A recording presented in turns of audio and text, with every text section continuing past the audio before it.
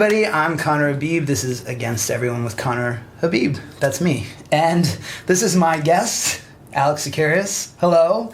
Host of Skeptiko, skeptic of skeptics. And there's so much to say about you for people who are, you know, they might have heard the show a couple of times or whatever, but to me, just your journey throughout the show and what you've become and thought about and grappled with and embraced throughout the show has been so fascinating. And so I want to talk about that, but I also want to talk about how you even got to having a show about consciousness from your business background. I mean, the whole thing is just a little, let's face it, it's weird.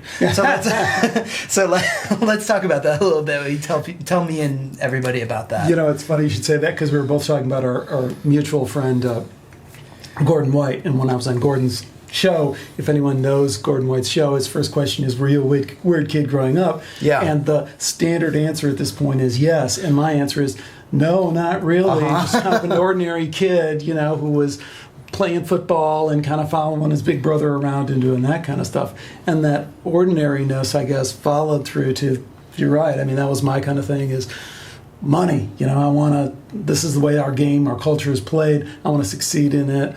Business, let me achieve that. But I do think I always very occult stuff. I should add. I think you know, it doesn't matter what you say. I mean, this is like something that we would relate to from the occult standpoint. It doesn't really matter what mask or game you play at the beginning, because here I am, you know, doing the entrepreneurial stuff, and at the same time I'm doing courses from the Self-Realization Fellowship in Encinitas, you know, I mean, 20 or 30 years ago when it was really pretty unusual to do that. So there was always kind of this other side in me that I was just kind of ignoring. And then, you know, fortunately the business thing worked out pretty well, where I had the time and the resources to kind of pursue it. And I did so with podcasting. And I have to say, you know, I think that's one of the limitations that a lot of people really have. And it's a real limitation. If you don't have the time to look into this stuff, it's a drawback.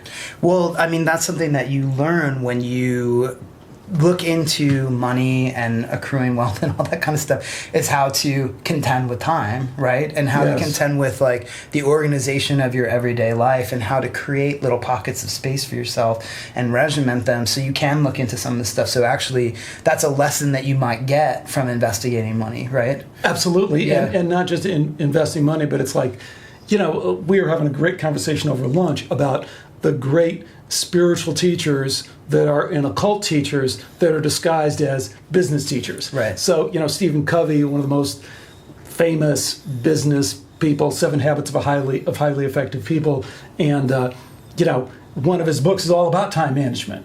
You know, and so there's essential, deeper lessons that you will learn if you try and achieve success in any realm. It's so normalized now that when you hear a term like time management, it doesn't sound like you're manipulating the fabric of reality. But that's what it is, time management. If we hear the word time and like put it in its proper philosophical, occult, magical perspective, you're like, fuck, time management? Completely. You know, and then how am time creation. Exactly. Time elasticity. You know, I mean, all this stuff has like so many different and deeper meanings, but again, this has not been the body of my work at all, but it's like the recent conversation we were having at lunch is it's all there no matter where you look. So if you want to go down a business path or a financial path, you will find the same kernels of truth there as well. Yeah, so, okay, so you start off and you have this this sort of like, I got to make the money kind of, right? And so, yeah, you're engaging in, you know, occulty stuff without necessarily really realizing it. Right. And everybody is, basically, but let's, you know, whatever. And so then at a certain point, you're like, before podcasts are even really a thing, you're like, I'm going to do a podcast about consciousness. What was that moment? How did that happen? I think, and it'd be interesting, since this is a conversation. Yeah. I'd like to have this conversation with you, because to me, it was always kind of obvious. It's like, well, of course, everyone's interested in the big picture questions. Who are we and why are we here? So now that I can, let me go answer those. And then you go out and you're like, everyone isn't interested in this. I mean, I always, even though I was doing other stuff, I always had in my mind that was, and so was that. How does that relate to you? I mean, because you didn't always go in a straight path towards, But I was always interested. So from the beginning, I have these little things that I wrote in, like grade school and then middle school that were about like what happens when you die. I had my very first memory ever. I mean, it's a weird occult thing. My first memory is of a dream. So my first memory is being in a dream. I was eaten by a fox, which was eaten by a wolf, which was eaten by a bear, and then I woke up. So my memory, my initiating event of my life that I can recall, that's still in me, consciously, is not being in the material world. Right. And then I woke up into the material world, right. or fell asleep into it, as it were. But and then I tottered down the hall to my mom and dad's room and slept between them for the rest of the night because I was so scared when the bear ate everything, As you should be. Yeah, exactly. So, and by the way, you can't see this, but there's a wooden bear like on the desk right there, staring at me as I say this. Like, I fucking ate you, dude. Bring it in. Yeah. That's it. So anyway, so I always had this kind of interest, and had weird shit happen when I was a kid, as Gordon White would have asked me and has asked me, Andrew and Sue, but it developed. I was raised irreligiously, so it developed freely in my life, not atheistically, not irreligiously, but actually just there was no real presence of it in my life. My mom was raised by religious fundamentalists. My father's from a village in the mountains of Syria that had this sort of blend of beliefs that was really irreproducible in small town Pennsylvania where he immigrated to. So I got to just think what I wanted and interpret these experiences how I want. I was not violated by religion, Right. So, but I think that you were raised Orthodox, yeah? Greek Orthodox. Right. Which was kind of an interesting, where I grew up in Chicago, Greek Orthodox is not as obscure as it probably is in other parts of the country.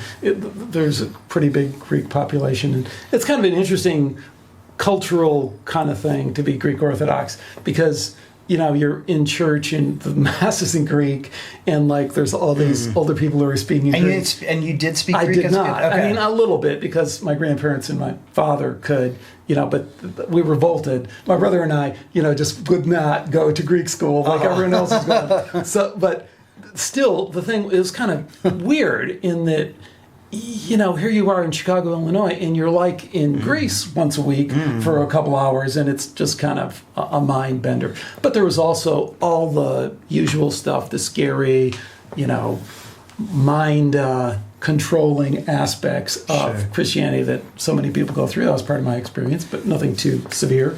So did you have a moment then, just coming back, did you have a moment where you were like, I'm going to make a podcast about NDEs, or like, how exactly did that happen? As I've shared with many times before, and, I don't know, you're kind of at a different level in terms of your background, in terms of being in the entertainment business and just being able to kind of express yourself in a lot of different ways.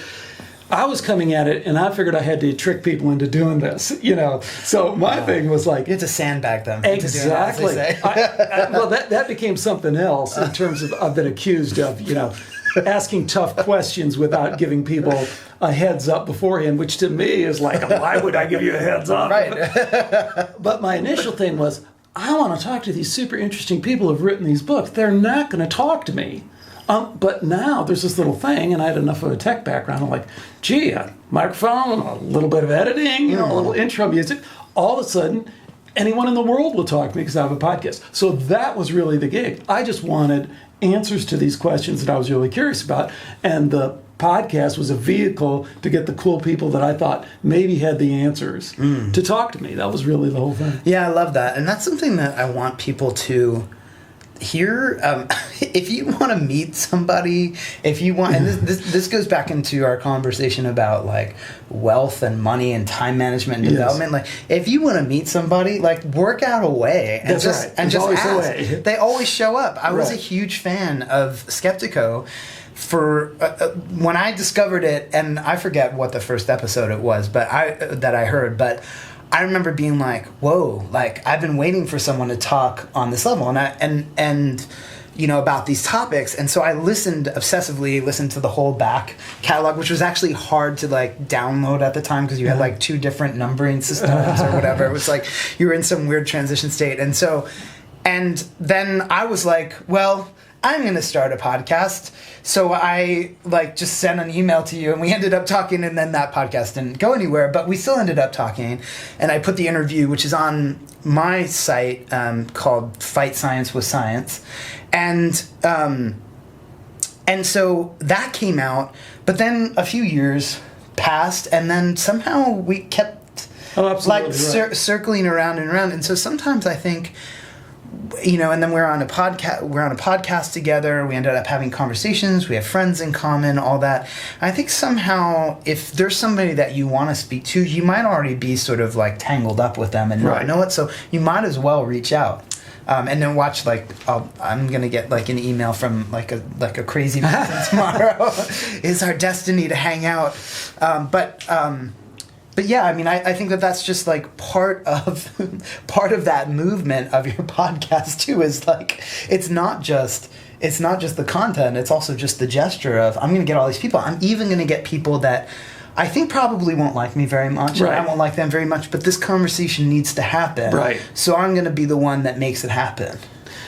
I mean, from the beginning, that was a big part of it for me because I found myself, you know, screaming at my iPod enough that you just get frustrated and you go, why the heck is he not answering this? Or, you know, so that did become, from very early stages, kind of a mission for me, is to, with due respect and due, you know, decorum, ask the tough questions and facilitate a conversation with people that you don't necessarily agree with. And, you know, we can talk about this maybe later, but like one of the interesting things I just got from you that I thought was really beautiful, and it was a few months ago, and it kind of contradicts that, is that the other side of that is avoiding conversations where the worldview gap is so big that it just becomes a mud fight. So there's kind of an in-between ground in there, and maybe you want to speak to that, because I thought you made a really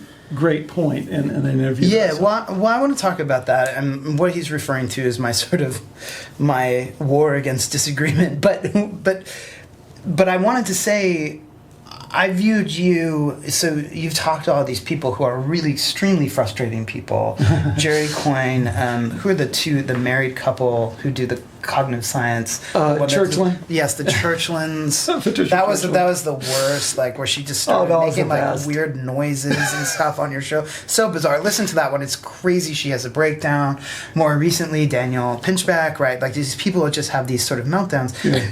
But you know, for a while, you know, well, I saw you as like reaching out to these people because they were holding a certain view that you wanted to interrogate, look at, and maybe see if there was something there that you did resonate with. I didn't really see you as seeking them out because you just didn't like them or disagreed with them or wanted to dominate their worldview or whatever.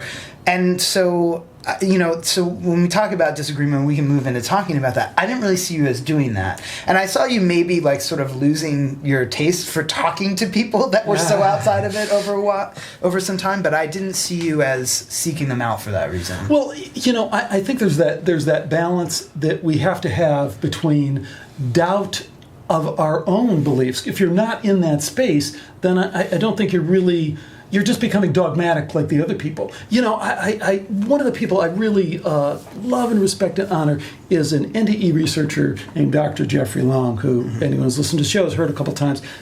Top-notch guy. But one of the things that really endeared me to Jeff is we're having this conversation somewhere along the line where I've done a lot of debunking of really shitty NDE research, and there's a ton of it out there. I mean, NDEs are real, conclusive scientific proof of consciousness surviving bodily death. So anyone who isn't on board with that is just either not familiar with the scientific data or is faking it. And there's a lot of people who are faking it. And so I had encountered this guy, so I was, for a couple of years, I was routinely just anyone who was popping up with bullshit NDE research, I was like, great, man, come on the show. And not just like you're saying, there's a fine line between come on the show because I want to assassinate you and come on the show because maybe I missed something. Well, here's to that point. So I'm talking to Jeff, and I'm talking about this particular NDE research where this guy has said, oh, I've studied NDEs, and it's all REM intrusion. So, you know, the REM cycle you have in your bed. That's what it is. And here's the moment, though, with Jeff. He goes, you know, I helped that guy completely with his research. I let him use some of my research subjects. I consulted with him, all the rest of this stuff. And he came back and wrote this, you know, really paper that totally contradicts my work, my New York Times bestseller, all the rest of that. He said, but I read his paper and I was like, oh my God, he's right. I've been wrong, you know. And he said, then I kind of gathered myself, dug a little bit deeper. He said, well, wait a minute, he didn't do this. Wait a minute, he didn't do that. But to me, the moment is when he was willing to say, absolutely, oh my God, I'm wrong. Everything I've dedicated myself to is not correct. That's such a great space to be in. And so that, I think, is to your point, you know, of when I talk to people who I don't agree with, or I feel like, you know, are on very shaky grounds in terms of the science they're peddling or the philosophy they're peddling, I do try and keep in the back of my mind and that's the excitement is, maybe they're right and I'm wrong. Well, and also I think there's another move that happens on the show sometimes, which I really like, which is, you know, we have Susan Blackmore on, right? Yeah. Now, so for people who are unfamiliar, Susan Blackmore had this whole theory of why NDEs happen, which has been pretty much debunked at this point. Yeah, her last theory. gasp of a dying brain. Yes, and when people keep repeating it and repeating it. And interestingly, Alex had her on, and she said, you know, I kind of did that research a long time ago. I don't really know what else is going on with NDEs right now. So, I mean, I guess, you know, you can take it or leave it, right? And I thought, well, good for her, you know? She's doing so much better than the people that are appropriating her work to debunk NDEs. Whether you agreed with what she said or not, or agreed with, like, you know, the rigor of her just sort of like, well, you know, I did this a while ago. Maybe you think it's her responsibility to now say, no, that's not it anymore. However, at least that, I thought that was rather responsible of her. Except. You know? Okay, go ahead. Except the very next week she went and gave a talk on near-death experience where she regurgitated all her Well, you got to make that money. You got it. What's Susan Blackmore doing now, man? She's got to make. She just published another book on NDEs. Oh, okay. Okay. So, no, but I get your point. I mean, the spirit of saying. All right, I take back everything I said. You're right. I'm wrong. That's my Jeffrey Long moment.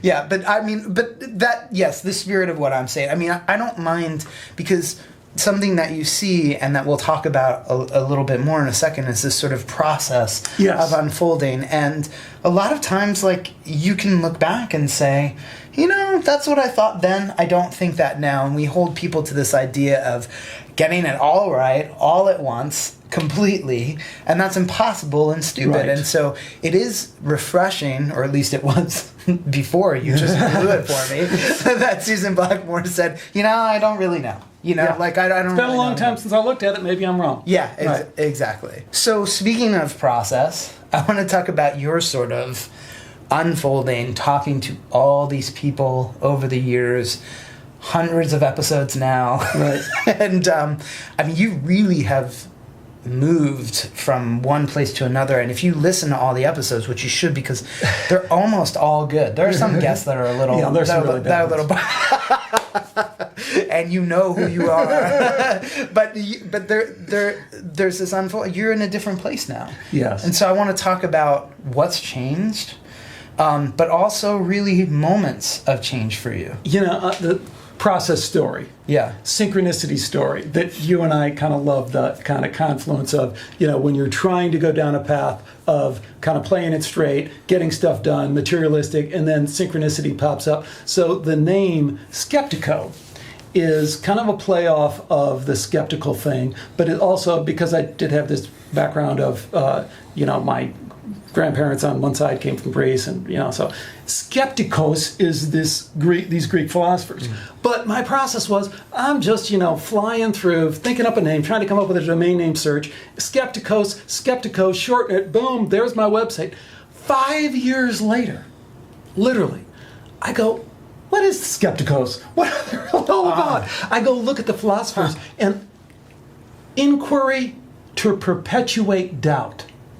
And I thought, oh my God, that is so beautifully stated philosophically, because what I understand that to be, what I've grown into, like you're talking about, the evolution for me is that the process of doubting is a spiritual process, because the process of non-doubting is what we're really against, right? So when we get calcified, dogmatic, that this is it, I found it, I found the answer, you're no longer in that space of what can be new, what can really be, there can't be any truth, but nudging closer to that truth. So that perpetuating doubt, I think, is a beautiful way, of talking about what is a deeply spiritual act.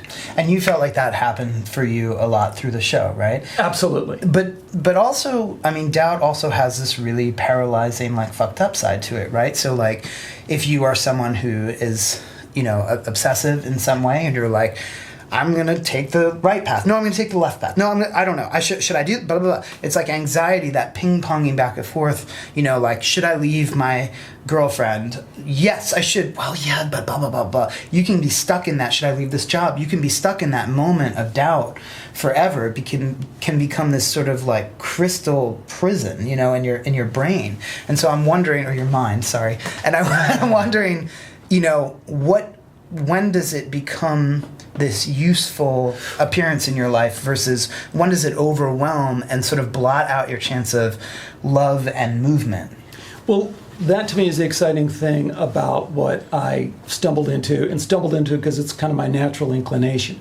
But the other part of that thing is the inquiry to perpetuate doubt. So I was always about following the data wherever it leads. The scientific process, is that a reasonably controlled experiment that generated results that I can rely on. That's the inquiry part. But to me, the twist that's interesting, so you have to do the work. You have to do the work. If you doubt, go dig up more data. So that's the first step, is follow the data wherever it leads, and don't be afraid of where it leads because your preconceived beliefs. But then the second philosophical, spiritual twist is, don't expect that data to extinguish the doubt. That maybe more data and more knowledge moving forward, it might perpetuate doubt in a good way rather than that kind of beginning stages way. Do you know what I mean? Yeah. Well, and I think that the doubt can come from different sources as well, and so that's something to be investigated, right? Yeah. Because when you talk to, he's talked to so many sort of debunkers on his show, right? And people who just, really, who knows what their stake in the game was or why they were doing it, but just over the top, trying to debunk things, bending over backwards when it was clearly that there was evidence there. And you can just go through his show and look at those sort of quote-unquote skeptic, the people that identify as skeptics on the show. That's the easiest way to do it. But I feel like where does their doubt come from, and what is the quality of their doubt is also important, because there's a sort of worship of the doubt. So you're talking about the doubt not being extinguished by following the data, right? But there's also this kind of the doubt. It's like a belief system that is composed entirely of doubt.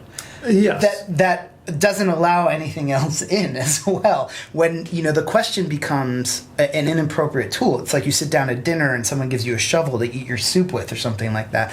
The question is not always the right response to something. So if I read a novel, for instance, I might have...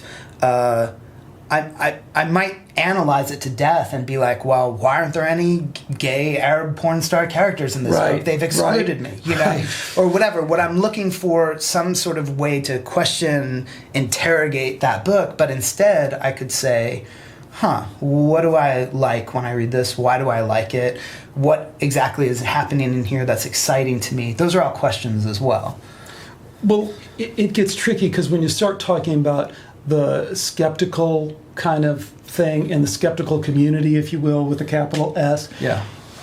Boy, you get pulled in a lot of different directions. One direction is this, it's atheistic in a lot of ways. And a lot of times what it really is masquerading as a reactionary kind of attack on Christianity, which in some ways we can empathize with and say, gee, maybe there's something to that. But then it's kind of turned into, and it's been redirected into this kind of skepticism as its own religion, as its own dogma kind of thing. And in a way that is like counter to the science that we all kind of love and like to kind of hang our hat on. One of the things I loved early on is, one of the pet phrases that skeptics like to say is, extraordinary claims require extraordinary proofs, right? Yeah. And I'm like, that's the most unscientific thing you could possibly say. Right.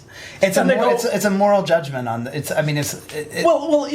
Let's take it a different way. I just want to say, it's like, what is the purpose of science? The purpose of science is to say, okay, look, we all have biases. Let's try and set our biases aside. So let's create this system by which we have controls and we test our claims and this and that. The last thing we would want to do is say, we're going to go through, we're going to control everything the best we can, get the best data, get the best answers we can, and then we're going to have this meta system up here that says, oh, this is extraordinary, this isn't extraordinary. Right. It's the church again, or it's the Politburo, saying, no, not that science, or it's the Pope saying, or the Inquisition saying, no, you can't study that. No, extraordinary claims require extraordinary proof is the antithesis of science. Well, the extraordinary claims part particularly. So we tend to focus on the extraordinary proof. That's what the people they're like, we need more. But it's like, no, wait, why don't you shift into thinking about why you deem this an extraordinary claim, right? And so something that you and I have talked about before, but I think really bears repeating publicly, is we're in this sort of Western culture have a kind of worldview that doesn't match up with most other worldviews throughout history ever and now it doesn't match up with them. So what is the standard by which we're deeming it extraordinary, right? Exactly. Right. And so and do we want science to be valuable in other cultures? Do we want science to be valuable to us, only in relation to the confines of a specific idea of what we're supposed to find when we use science, right? That's where the claim that something is extraordinary comes from. You tell people throughout time and throughout many other cultures that telepathy exists. They might not call it telepathy, or they might not have the same conception of it, but they'd be like, duh. Right. So we're deeming it extraordinary for a very, very specific reason. Right. And then we're saying, well, we need all this proof to accept it into our world. So I understand in some way saying, okay, well, if this were true, it would overturn everything that we knew and understood, right? And why you would be Hallelujah. like... Yes, right, exactly. And why you would be like, well, okay, maybe we want like 10 studies that say this instead of just one, or whatever. Even that is problematic. See, you really can't even go there, Camille. No, I agree that it's problematic. I'm just saying that to bring it into the scientific worldview, I can kind of understand why people would do that. But it's taking that first step and claiming that it's extraordinary in the first place that seems problematic to me. again, I got to stick to my guns. Both are problematic. So Yeah. the questions we ask, we have to ask why we're asking those questions and not asking other questions. I mean, that's the oldest trick in the book, right? You know, and then, but the second part of that is equally important, is that this extraordinary proof is not only a catch a game kind of thing that I can play on you, but it's counter to the idea of science. The idea of science is that we create this standard by which we can evaluate the data. And if we come in afterwards and say there's a different standard for this kind of data than that kind of data for this kind of experiment, well, it's just another way of corrupting what is a beautiful system that probably doesn't work. I mean, because what science has really done is obsoleted itself. So science has brought us to the point where it said, I mean, quantum physics, everyone goes nuts when you talk quantum physics. Oh, it's a woo-woo, you know. No, it's pretty well established. I mean, every computer you have is running on the idea that we can't get those little electrons too close together. And physicists don't call it woo-woo. They don't call it why woo-woo. are biologists calling it that? Great. Well said. So what quantum physics tells us conclusively is we can't measure things. Right. We can't really measure things. Well, that's the whole game that science has been in from the beginning. So that's why I say science has really obsoleted itself. It's reached, it's climbed the mountain and said, you know what? We can't really measure. It's gone a step further and said the experience, something you were talking about at lunch, you know, the experience that you're having is not, we're not sure where that experience lies, whether it lies all within you or whether, you know, so all this stuff just gets us, it's a fantastic accomplishment if we could go there and say, isn't that wondrous that science has reached the point of saying, we're obsolete. I think that that's actually the mark of what an amazing tool and approach it is that it's made itself obsolete. And in fact, that's what all good systems do. I mean, if you go to a personal trainer, they shouldn't keep you in the training like forever. They should teach you how to do the exercises and eat well, so you don't need them anymore. He is a bone to pick with my love of psychoanalysis. But no, I also agree with psychoanalysis that, you know, you shouldn't have to do it forever. You should be given, unless you're going to the trainer for a different reason, unless, you know, you're going to the trainer because you're trying to hook up with your trainer, yes, which, you know, also after you accomplish that, you probably won't want to go anymore. But if you're going because you want something else, maybe you want the rhythm of meeting with a person once a week to like train your muscles or something like that. And so we can still obviously use science. It's still useful. It's always there for us. But it should be, we should be happy that it's made itself obsolete. I think that a lot of systems. Nobody's happy about it. I'm excited about it. I am too. And also, you know, it's the same thing with a lot of postmodern philosophy and critical theory. So effective, potent, really changed the way we see the world, and then kind of just sawed off the branch that it was sitting on, and now it's gone. So now what do we do? Now that we've decided that science and philosophy are over. But you know, something that's really stunning about Skeptiko, if you listen to it, really what's underneath it for me is I hear it's really a show about ethics, so I guess it is a philosophy show in some sense. In other words, you're like, now that I know all this stuff, I've heard all these voices, I've encountered all these stories, now what do I do? And very often, if you listen, when you hear Alex talk to guests, he's like, okay, but you say that, but if you believe that, you'd live your life differently, right? So people who say we are biological robots, like, or whatever, the fuck idiot Marvin Minsky shit, I get more upset about it, I think, than you do. But when people say that kind of stuff, you're like, yeah, but how do you live your life then? You don't live your life that way. And so you see this sort of this schism between their belief system and the way they live their lives. So you know that there's an ethical crisis happening for them. And so for you, you're always trying, in my eyes, to form a way to be in the world after having heard all these things, spoken, thought, all that kind of stuff. And I think that that's our task right now, but I want to hear about maybe some of what you've gathered together from interacting with people so much. Well, it's cool that you put it that way, because I never quite thought of it that way, but I think that's interesting where it takes me, because what I've always said is it's about the biggest picture questions that science can ask. Who are we? Why are we here? But then I figured out early on that what I was really saying implied in that, what you're picking up on is, and how can that lead me to make better decisions about how to live my life? Right? So if I understand who I am and why I'm here, it should definitely inform my decisions, my ethics, my decisions about how I treat other people, how I treat the people I like, how I treat the people I don't like. And do you think it's a sign then, just to pull on that bit and then please keep going, but do you think it's a sign then that if you don't live your life that way, then you actually don't really believe it? Or do you think that there's a gap that can be sewn together there? Or do you think it's actually the way someone lives their lives sort of shows that they don't actually believe what they say they believe? That's harder, but I think we all have this inherent respect, this ultimate respect for people who have that congruency, who are congruent in that, the old expression, I mean, they're walking the walk, they're not just talking the talk. And that manifests itself, and maybe you want to jump in here and tell me what you think.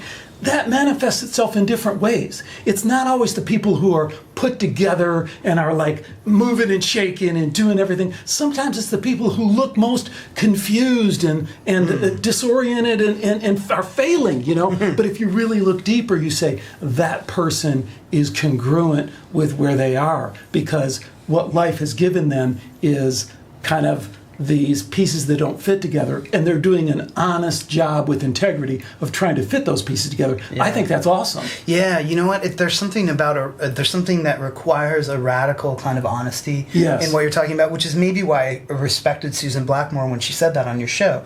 So I went to see Rebecca Solnit. She's a great writer, political thinker. She's written books about maps. She's a really beautiful writer too, and written books about crises and catastrophes. I went to see her, I think it was the day after the election last year, right? At the LA Public Library. And of course, Trump was in the air and the whole audience was just terrified because it was, and not me, whatever. Everybody was like freaked out. And she said in response to someone's question about the Paris climate change treaty, accords, that if Trump backed out, well, that's really just the end of it. We're all in trouble because this is just the end of us. What are we going to do?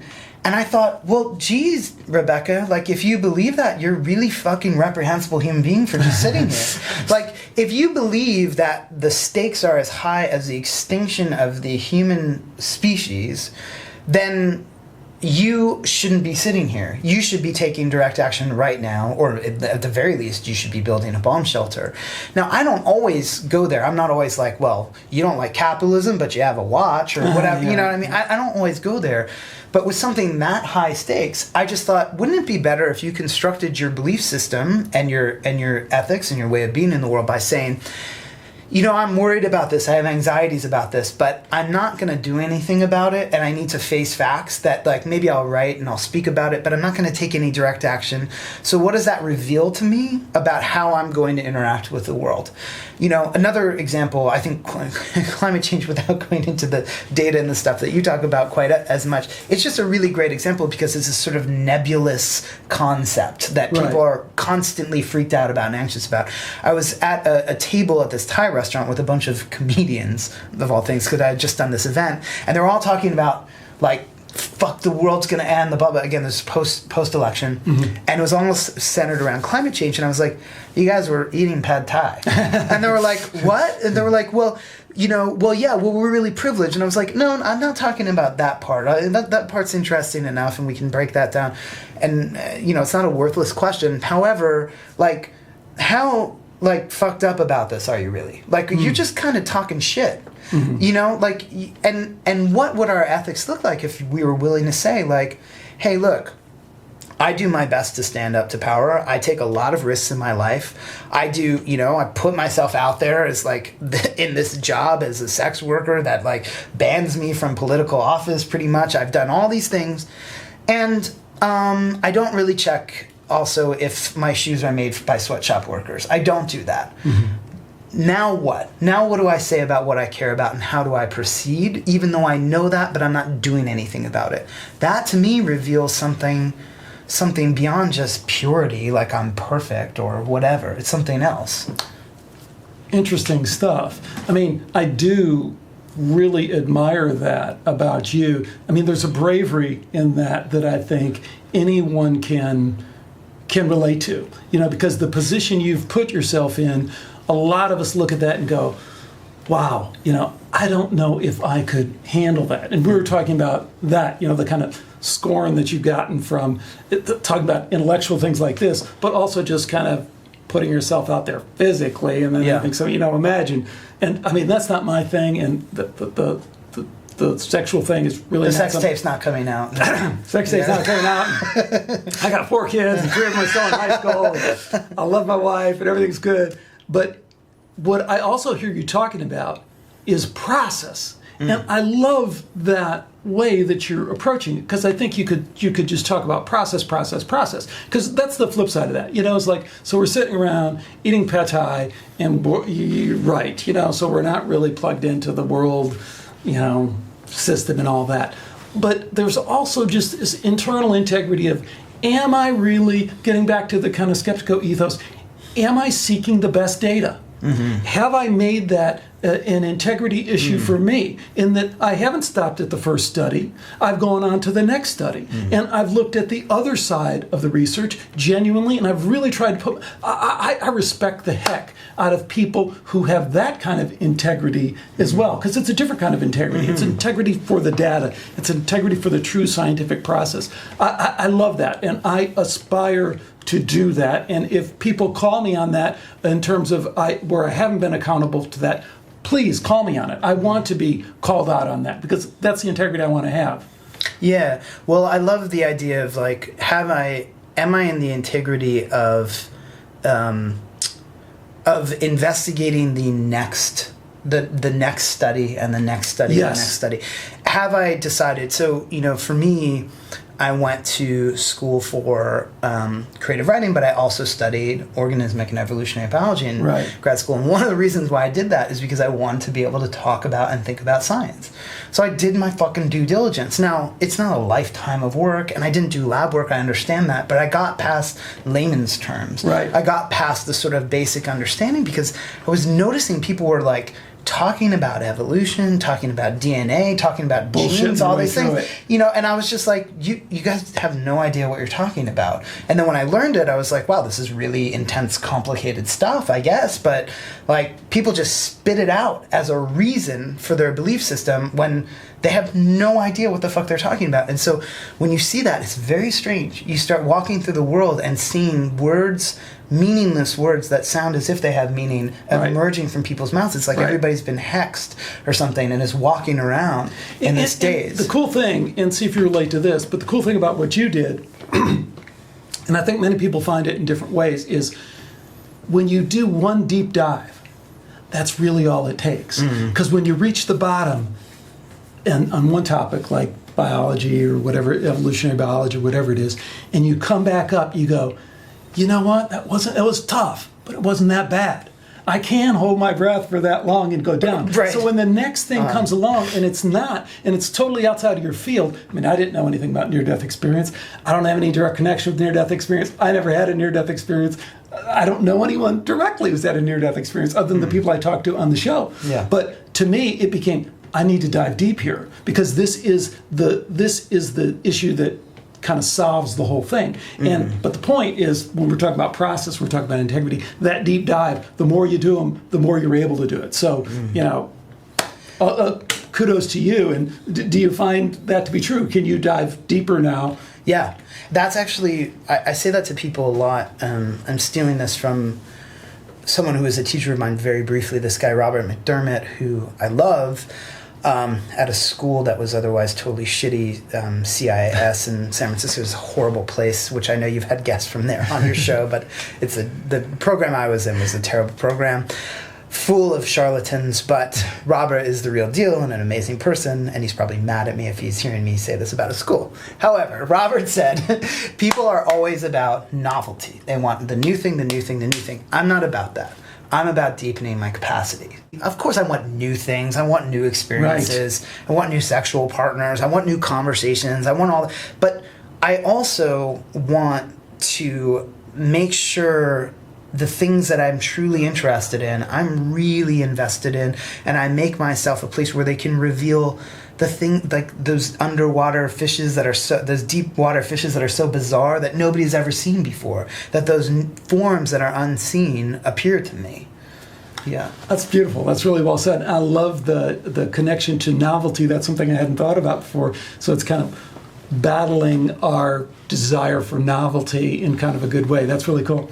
Yeah, I mean, there's not, you don't have to give one up for the other. You know what I mean? Right. It's just that, prioritize. Yeah, and I think people, it's like, you know those people that are like spiritual seekers? Right. And I know how you always get irritated when someone's like, you're a seeker, you know? Right. It's just like the most, it's such an insulting thing to say to someone. You're like, basically you're telling me I don't know shit, right? So like, but like, that is, there are people, and I know them, like, they just keep looking to the next spiritual thing, the next spiritual thing. And I'm like, dude, why don't you just chill out, you know? And like, maybe none of these resonate with you, that's fine.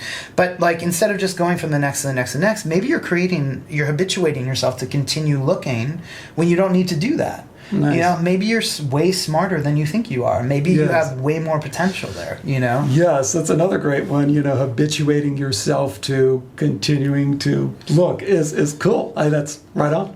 Well, so that brings me to something about you and your show that I want to talk about. Aren't you kind of sick of it? I mean, and meaning like, I hear you sometimes, and I hear it less now, but I heard it more in the beginning. Like, you kind of bang your head against the wall with some of these people that you talk to on your show. And part of it is because they're clinging to a specific version of the scientific method, because there's been many scientific methods, but they're clinging to a specific one to reveal everything about the universe to them, everything about existence, experience, mind, death, afterlife, all that kind of shit. And you're just, you know, like, it's just like again, the same thing. And so I'm wondering, you know, you deepen your capacity to hold those kinds of conversations, but I'm wondering if there's something sort of new, or what your eyes and thoughts and, you know, your heart is turning towards. Well, I think it's really cool that we've spent the last segment talking about process, because I'm a big process guy. I can really get into the process as well as the product.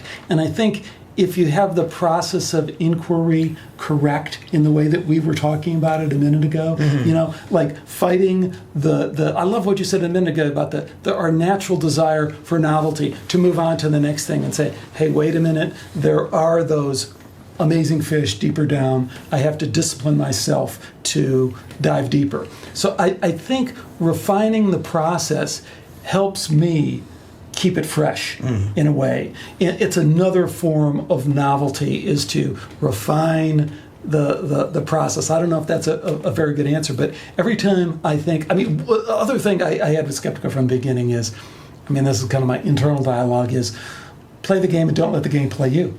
So for me, it was a game from the beginning, because I want to talk to really cool people. I want to answer my own question. I want to go on to my own journey. But like anyone in this social world that we live in, who the heck is not looking at their numbers? You know, who is not, you know, going, gosh darn it, how did that guy get ahead of me? You know, but I've tried to fight that at every turn and say, no, that's not what it's about. It's about my journey shared with other people. And as long as I keep showing up and checking my inbox, then I'm on the right path. So that seems to work and sustain me. And whenever I get kind of, you know, lost, I come back to that, and it does kind of feel good, you know. And what about the way that people receive you who aren't on the show, right? So the voices that come to you, I'm sure there's a lot of positive, like, thank you for doing this and all that. But I'm also sure that you get a lot of intense it's maybe the skeptic community has died down. And yes. I want to talk about that because I think that's really interesting. But you still must, from these like new atheist Sam Harris bros, like still get shit. Like I get it more from the Christians because I've been done a lot of shows on Christianity and just the total viability of the mythicist position, that is that the historical Jesus doesn't really line up with anything we can find in history. And oh my gosh, so that just exposes you to a whole bunch of I would imagine that'd be challenging to some Christians. Yes. So you get a lot of haters there, and that's a different kind of hate. It's a lot like the hate. Well, it's different than the hate that you get from the atheists. In a lot of ways, the hate that you get from, I was going to say is easier, but they're both terrible. But the Christians are just terrible. It's so condescending. Well, you're not on Twitter, so then the atheist bros are, you are, but you're not really on there. The atheist bros on Twitter are literally the worst people in the world, and they're stupid. But anyway, go ahead. No, you're probably right, and I'd like to ignore that. But the Christians who say, gee, I pray for you, and I pray that God, it's like, oh my God. It's so irritating. Oh, it's so condescending. It's like, if you were smarter, I could take the condensation, but, the condescending tone, I should say, but not for you. No. Well, so please send your prayers to Alex here. No, I'm totally open. Prayer, beautiful. Yes. Send the prayers, but Yeah, the impulse is nice in some weird way. It's like if someone thinks I'm going to hell, go ahead and pray for me. That's great. Just don't tell me. Yeah, Dan, don't tell me what I need to do. Don't tell me I need to find Jesus. That's a performance. That's not you actually having Christian regard for me. That's something completely different. But yeah, I mean, I'm wondering about this sort of like, the pushback and all that kind of stuff because, there's this whole sort of, and it ties into these atheist bros guys, and I'm not talking about all atheists. I'm talking about the specific sort of new atheists, Sam Harris loving, state supporting, war supporting, whatever. They're very much about this like, well, I'll say the things that no one else will say, and I'll free speech, bro, and I'm going to use, I'm going to say these horrible things about like Muslim women because I got free speech and I'm an atheist and blah, blah, blah. Right. And, the interesting to me is that you really are talking about things that are challenging to culture. You really do have conversations that are challenging to culture, and you still get shit from those people. So it's not about free speech, bro, or any of that kind of stuff. It's like there's a real, there's something else there. There's a real problem with what you're doing in some way, which makes it all the more exhilarating to me and people that are genuinely interested in pushing forward, but... Right, and slightly, and here's the tricky part about that, too, is, you get into the deep state stuff, which is undeniable, so no matter where you follow it. So, one of my first areas of interest was parapsychology, so you get really into parapsychology and you look at all the studies and you wind up where you find yourself a lot of times is the Stargate stuff that was done, this 20 years of psychic spying at Stanford Research Institute, Phenomenal. There's no way any reasonable person can look at that body of data and say that doesn't conclusively prove that these remote viewing, this seeing at a distance kind of thing happened, But then you start looking at the history of it. And you're looking at the links to military intelligence. Mm-hmm. You look at the MK Ultra program. You look at the ties to Scientology with some of the top people at SRI being in the front, and you start going, what the hell is going on? Or then you look at the discussion we were having about the stuff that's come out about Gloria Steinem, and again, please tell viewers about that. Well, anybody that likes me will be interested in defaming Gloria Steinem, so please go ahead. Well, I think the interesting thing, so the Gloria Steinem thing comes out, and she's CIA, and oh my gosh, she's CIA. But the dialogue that really dominated, you go to Chicago Tribune and the commentary, it's all about like, gee, did Gloria really have to partner with the CIA? Well, yes, she did, because women's rights were too important, this and that. And it's like, no, slow down, bro. She didn't just do it that one time. She did it again and again. And she just did it most recently with this latest thing on Syria where she's coming out against Assad for sexual... You read the thing and it's like, it's so bizarre. But then when you look at it from a political standpoint, from a deep standpoint, you say, oh my God, like the one you picked out. At every turn, she has been aligned with the policy makers, the where people are trying to take things from a policy standpoint. When the dialogue is about should Gloria Steinem have used the CIA to further the women's rights issue, you lost. You already fell for the trick. Because the real question to ask is, what the heck was the CIA doing funding a program to try and shape culture in that way? Why were they putting a bet on any woman? You know what I mean? And now it's even worse than that, right? Because people are like, oh, the CIA is standing up to Trump. So now, like, there's this extra enemy that even, like, removes it from, like, Gloria Steinem's working with the CIA to now, like, well, the CIA is our only hope to, like, defeating Trump. I mean, it's crazy. When we talk about like social justice warriorism, right?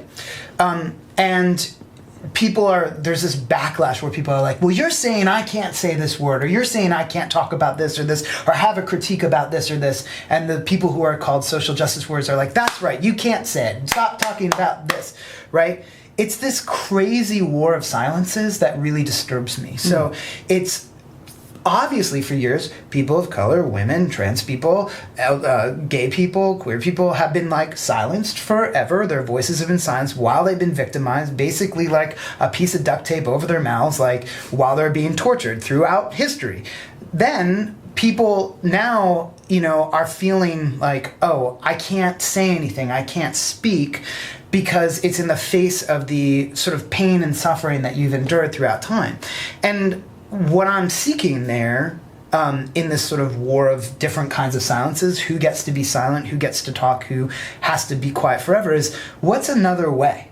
It's not just that I get to, so I'm gay, so I will say this. It's not that just people just get to call me a faggot, right? Like, and it's also not that I just get to shut them up forever. There's something else, and I don't know exactly what it is, for a conversation to happen that's neither one of those things, and I'm sick of those two things fighting against each other.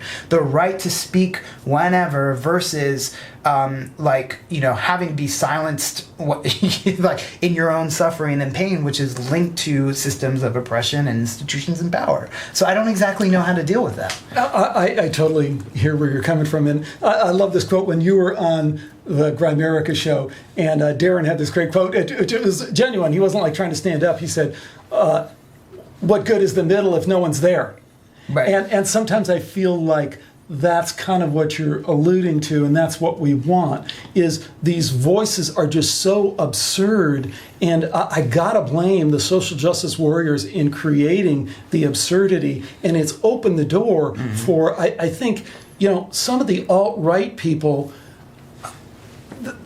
a lot of what they're saying kind of makes sense, only in the sense that it's against this kind of crazy trigger space thing. But then every once in a while I hear them and I go, well, wait a minute. I mean, you don't really think that the women's rights movement wasn't a progressive, good idea. You don't really think the sexual revolution, shouldn't have happened, do you? Right. Because then the alt-right thing, because there is no middle ground, they start sounding crazy as well in a way that you just can't really. It's almost as bad as the social justice warriors as well. It's worse because they're linked to the people with guns. I think it's worse because of that. I don't know if that would be the drawing line for me. But to me, it's like I just want to go time out. Right. Do you really think we should move in backwards, if you will, in terms of how we feel about gay people, or how we feel about women, or how we feel about these social justice issues? Aren't we in a better place than we were in, 50 years ago? Right. Well, the overstating of, like, feminism is cancer. Well, I don't think so. I don't think it's cancer. There's an issue there. I think there's problems in feminism, and especially, like, some of the best critiques of that. Those problems are feminists, who have real critiques within feminism. Like, when I talk about, sex workers' rights, I'm always like, I'll sit and listen to a sex worker bitch about the problems with sex workers for hours, even if I hate everything they're saying. I hate their guts, which is not true. I'm not that good. Sometimes I get irritated. I'm like, leave me the fuck alone. But that's very different than some idiot. I'm not going to bring his name up, but these idiot British writers who write books about how horrible porn and sex work is and blah, blah, blah, again and again and again and again and again, who are not even in it. They barely know anybody that's in it. They've done very little research, and they just have this dumb ideological viewpoint. There's something very different there. And so, I think that's the arguments that are leveled against people. They're not subtle, thought out, interesting arguments, nor are the counter arguments from people that are like, well, I was a victim once, so shut the fuck up. Right? That also doesn't work. And it's always like, to me, this is a little bit of this is an interesting conversation as far as Skeptiko, but it was because so many people who are atheists that are on your show have been wounded, and and then they end up using that wound as a weapon, right? And that's, for me, it's like, have your boundary, have your wound, that's fine. And nobody's going to be able to take that away from you. It's there, it's frustrating, it's painful, all that kind of stuff. You can work through it, you can change your life fundamentally, you can do all sorts of things. But if you use your boundaries and your wounds all the time to interpret the world without trying to heal your wounds and dissolve your boundaries, then you're just striking out.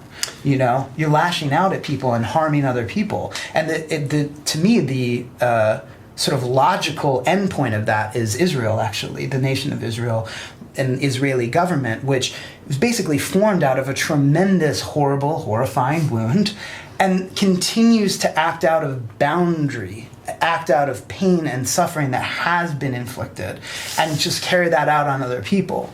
So maybe, that is a complex kind of. See, I don't know if I can tackle that, because there's a lot of different angles there. One thing I know is that we're never going to unravel that and get the full story. When you talk about the creation of Israel, who were the people that were there? Those people haven't really been fairly treated, and Israel's not a democracy, right? So there's all these kind of things. But then it's kind of I'm not smart enough and geopolitically schooled enough to really talk, but I think there's a lot of real issues there. I'd step back to the earlier point in the conversation that you were saying, and I'd say, what if we all took a big, giant step or two towards the middle? Like back to the poet with Darren, what good's the middle if there's no one there?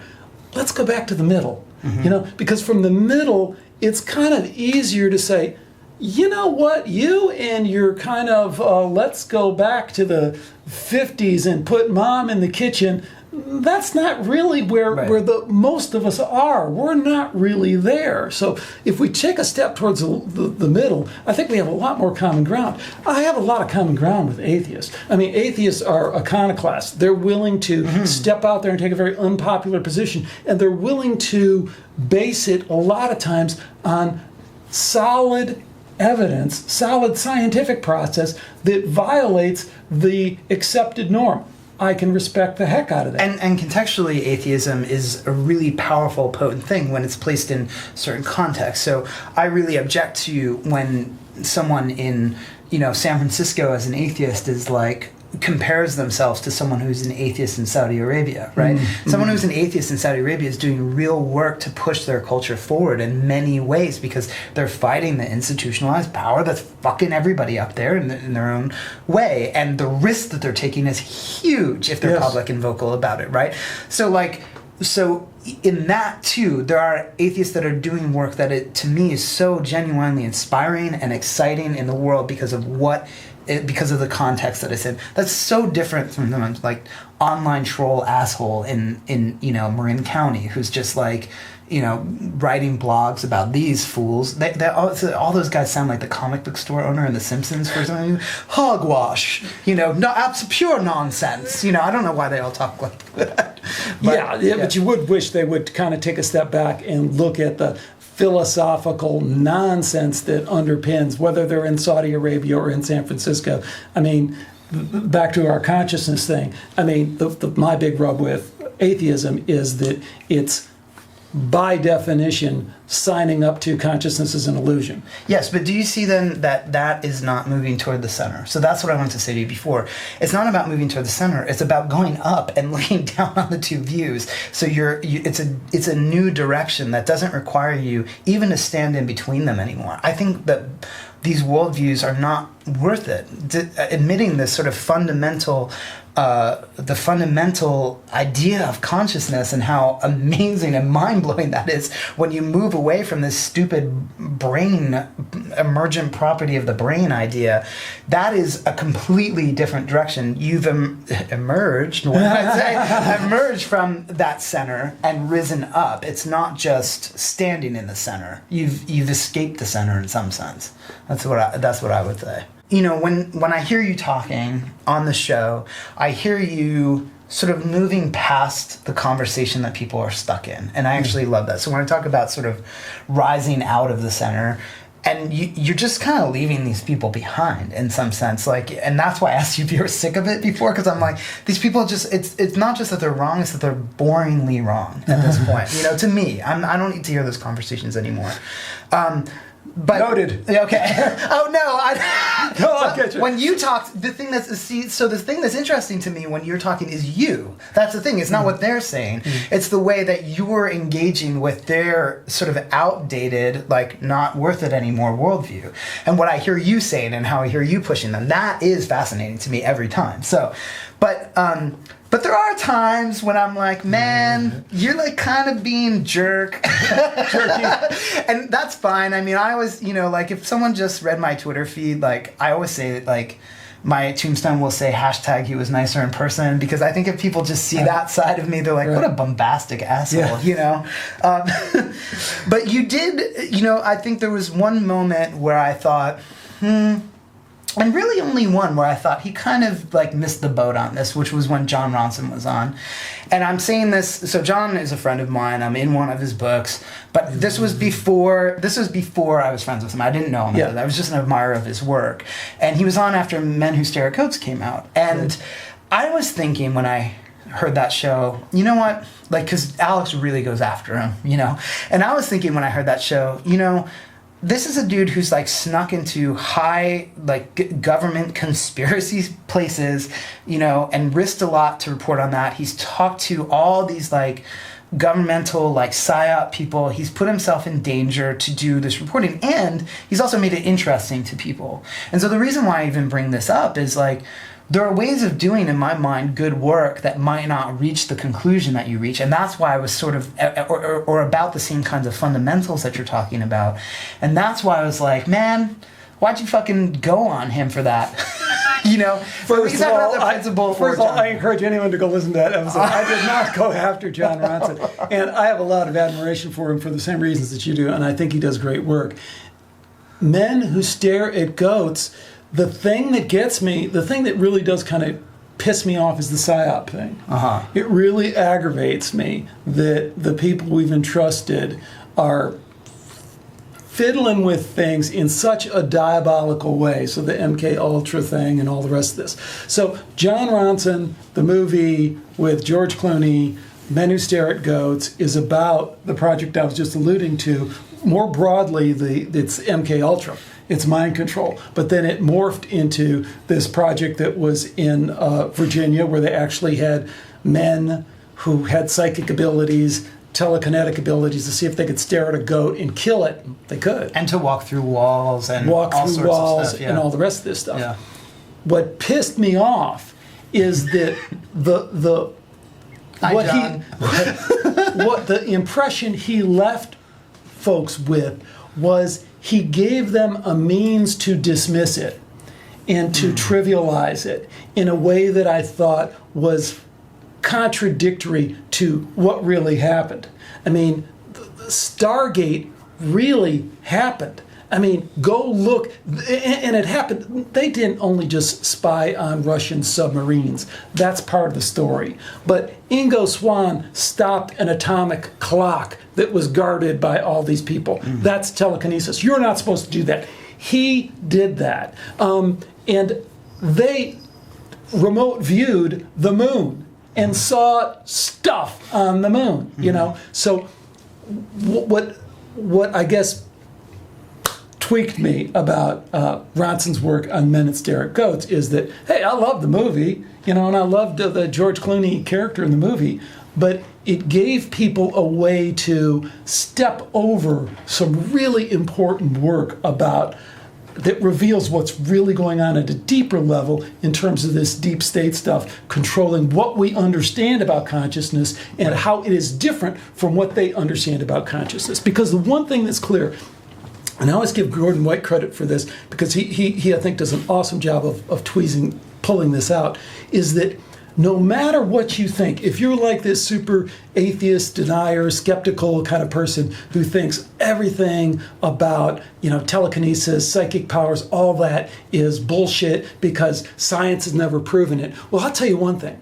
Our United States government doesn't think it's bullshit. Yeah. They're full in and have been for 50 years with the belief that it's real, we're trying to weaponize it, we're trying to exploit it. So what does that tell you? Yeah, no, I totally agree with that, and that's what I always say. I'm like, you can believe in the occult or not, but you got to understand that the people who are like running the show and affecting your life on a daily basis believe in it. So you might as well get invested in it. It's kind of even just like saying like, well, you can think Christianity is stupid, but like as an atheist, but are you not interested in this historical, political, theological current that like it interacts with people's lives every day?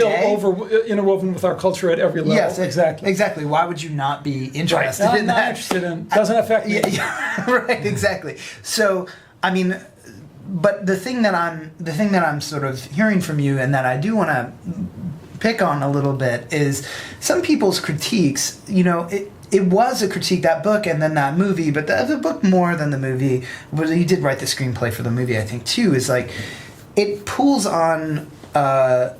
It was revealing deep state stuff to people at all, right? It was revealing these like crazy things that our government does at all. And so though it did not travel through to the conclusion, it's like...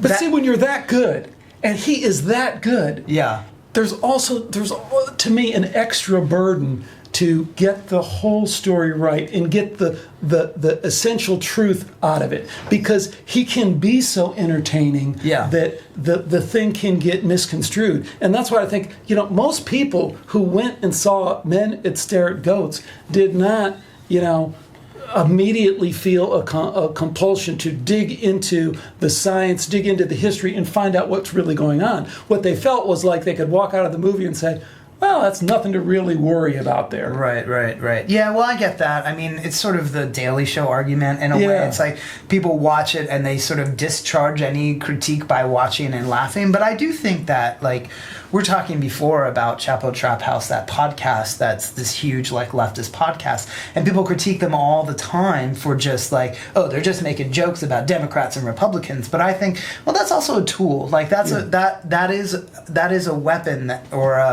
at least some sort of like dissective tool that allows you to approach.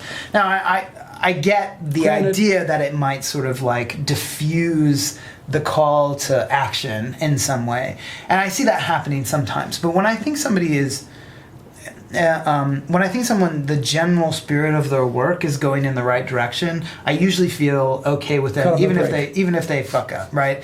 Like Camille, but see, he didn't fuck up. I mean, there's no fuck up in terms. No, but he fucks up by the fact that like he's not doing the thing that you want him to do, which I agree too. No, wait, I don't mean it's just like that he's not doing what you want him to do. I mean, like, you're right. You're absolutely right that conclusion should be pushed out.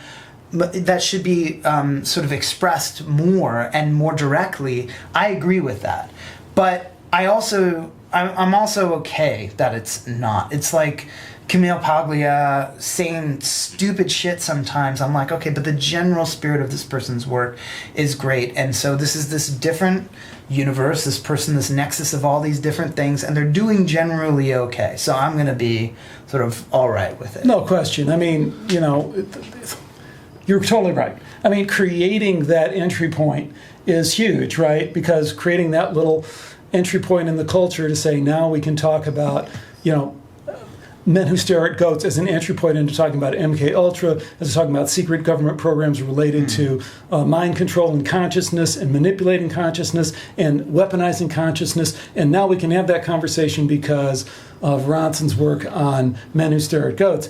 Undeniably true and important and significant. So, yeah, But we also had... I don't know why you think it's so bad. I had these private conversations with him as well, which... I kind of got the sense in that kind of cheeky British way that he's, playing his cards the way that they need to be played because, let's face it, to make a dent in this culture in a subversive way that it goes against the power structure, you have to be careful where you step, so... Well, didn't you have...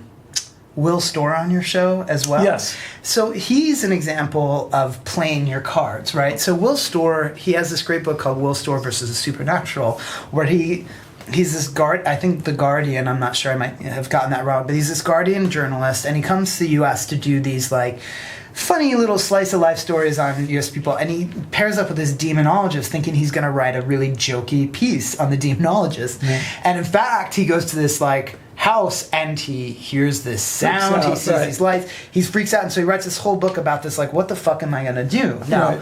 But then the next book is about the enemies of science. Yes. And that to me was man, you wrote that book to make sure people didn't hate you for the first book, And maybe, I'm sure he was actually interested in the things that are in the second book as well. I'm not totally just denying that. I think he probably really liked it, but I just thought, what a weird place to go after you had demon ghost light encounters to write a book about how awesome mainstream science is.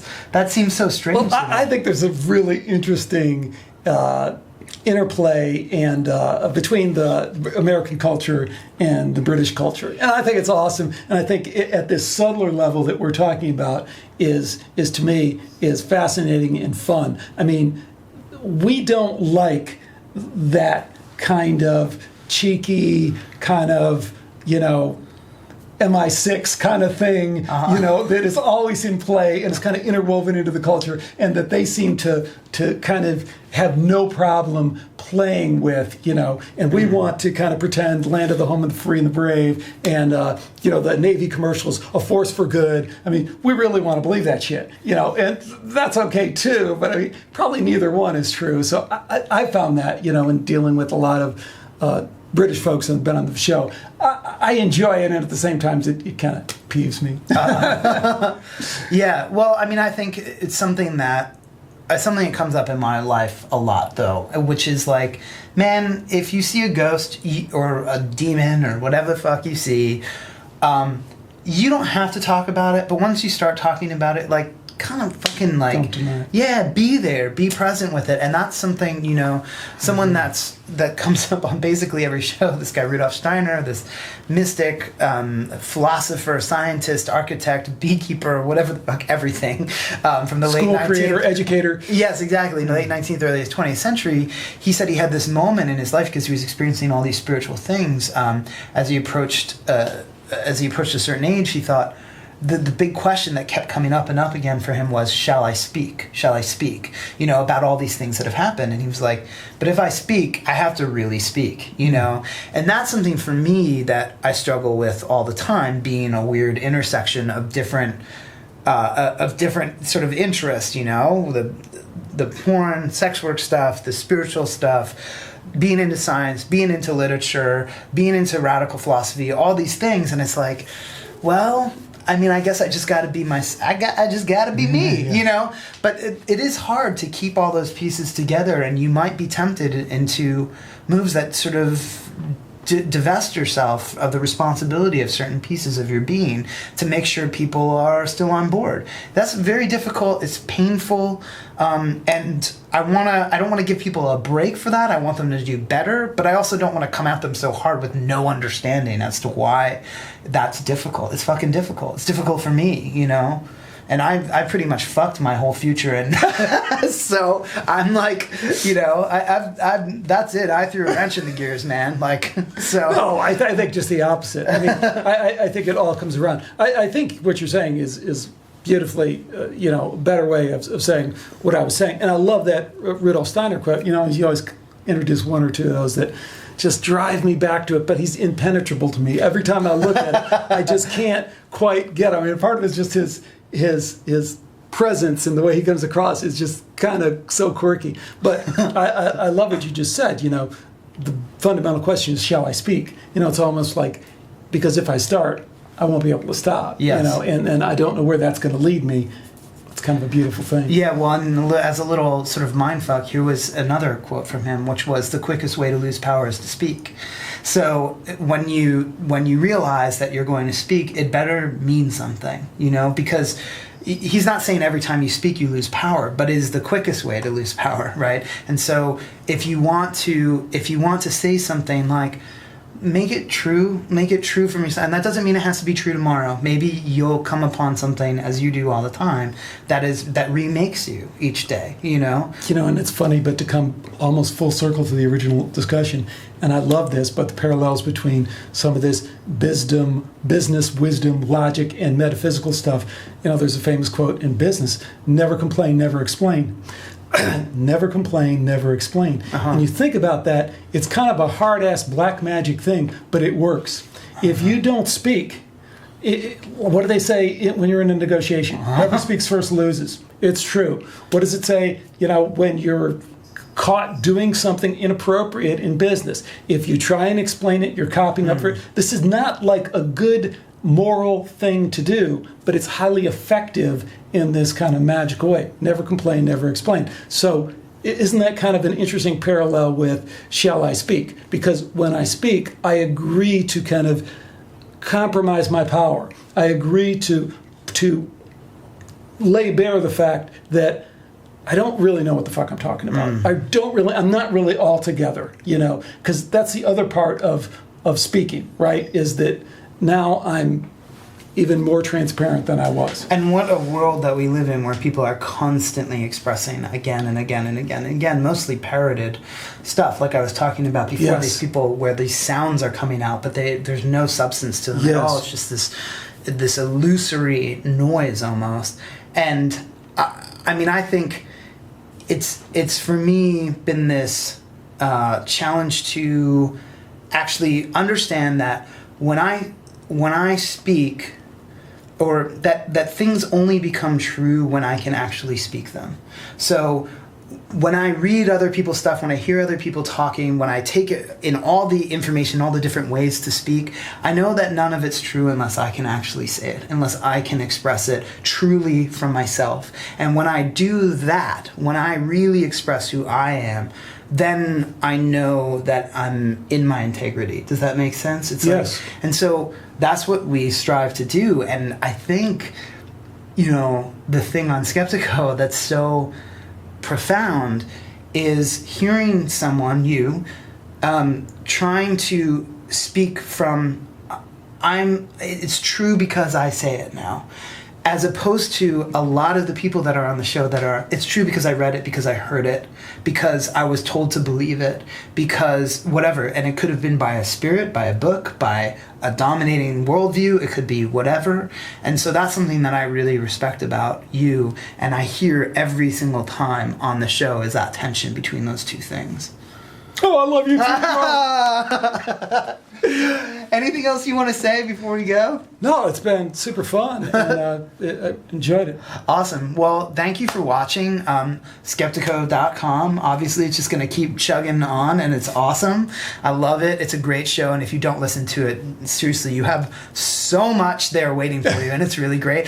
Please, I always screw this part up. Isn't it funny? Please support the show by going to patreon.com/CONNER Habib.